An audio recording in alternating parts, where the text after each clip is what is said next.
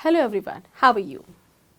First of all, I want to introduce myself and I would like to share the reason of my presence here today. I'm a science teacher and I'm teaching since 2002.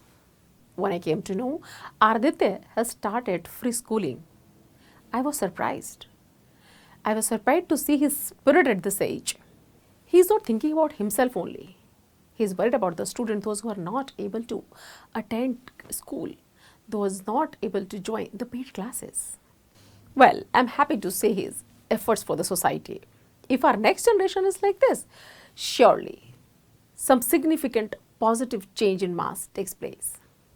I liked his noble idea. And as a teacher, I want to contribute for the student. Those who are keen learner, but they have limited resources. Students, they are assets of their nation. And as a teacher, it's our responsibility to nurture them, to guide them.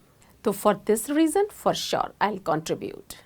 And this is the reason of my presence here today.